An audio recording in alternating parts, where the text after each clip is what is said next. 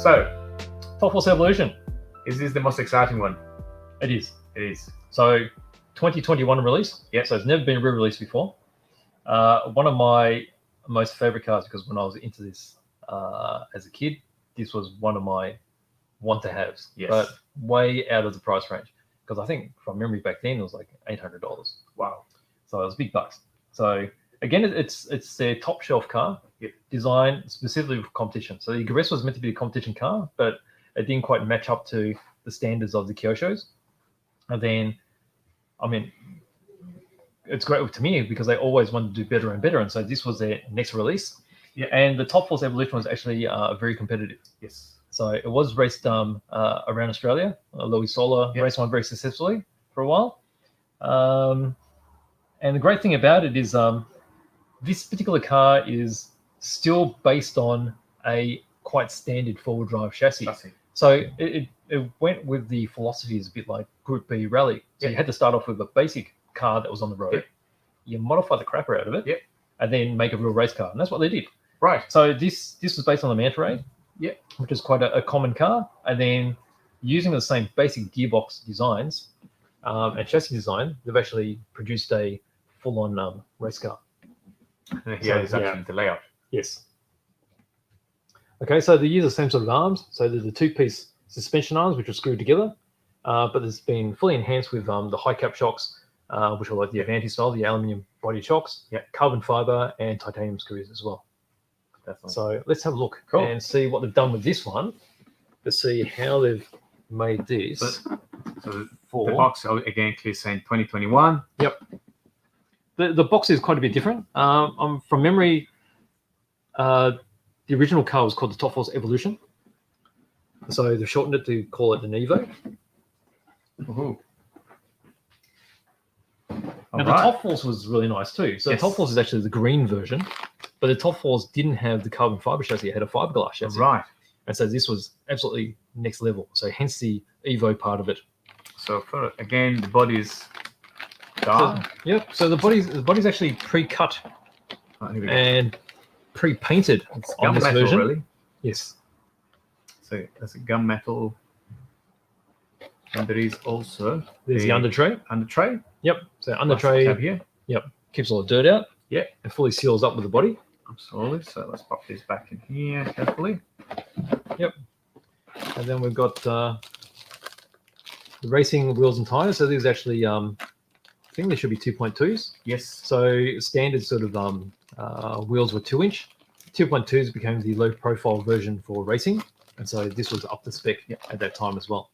So you got wider tires for the rear and the narrow ones for the front, which is pretty much the same sort of size as they are now.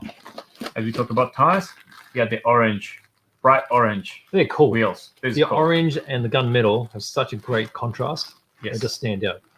Yes. So the wheels. Has anyone made hot orange wheels like this since? Kyosho. Kyosho has only 1.8 buggies. They had the wings. Oh, yeah. They had the full range of fluoro yellow, fluoro green, and fluoro orange for key parts of the car. So there was the pillows for the suspension inserts, few plastic parts, the wings, and a few plastic parts, really. That was really cool. Bit of bling factor. Yeah, absolutely. Yep. Now it's black and gold. 2 years ago was fluoro orange. Yep. So here we've got a gearbox. Okay, so you've got the gearbox mounts here. So this is the rear gearbox. So here you've got the plastic motor mount. I'm pretty sure this would have had the aluminium motor mount in it as standard. So it's identical, but it's been built out of aluminium. And then you've got the covers. Yes. And then you've got the old shock tower, which you won't be using in this one because you'll be using all the carbon fiber bits. So that's the other gearbox. Yep. So you've got the front end. Front.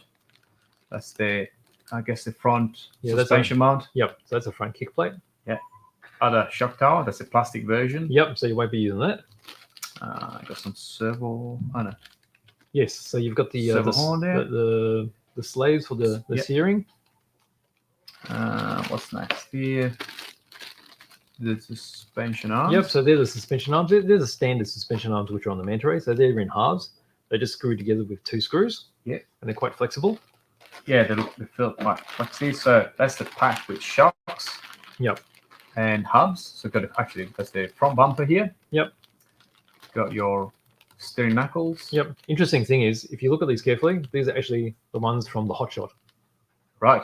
So these are actually Hotshot 2 versions. So they upgraded them because they made this part a little bit thicker because they used to pull through. But this is actually Hotshot replacement uprights. You got all your gears here. Yeah.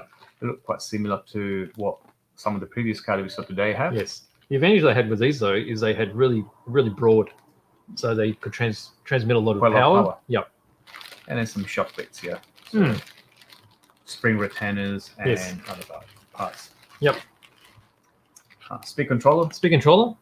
Interesting, they got a speed controller because the original one never came with a speed controller, and it never came with a motor. So I don't know if this.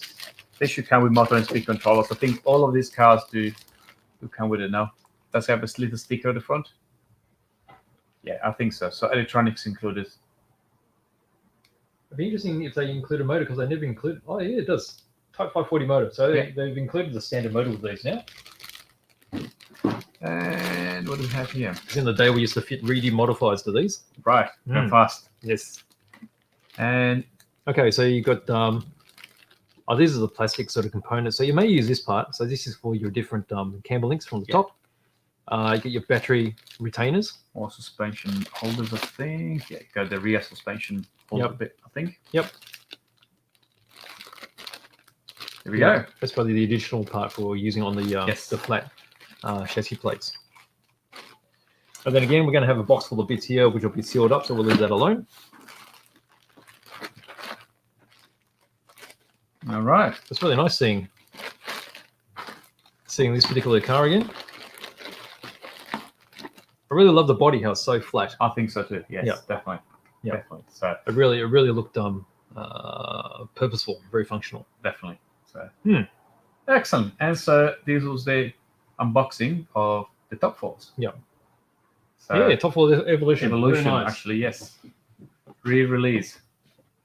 Here we go. So yes. So you're lucky to be able to have a look at these. Unfortunately, that's it. Now left. Yep. Yes. So, but we are hopeful that there will be more stuff coming towards the second part of the year.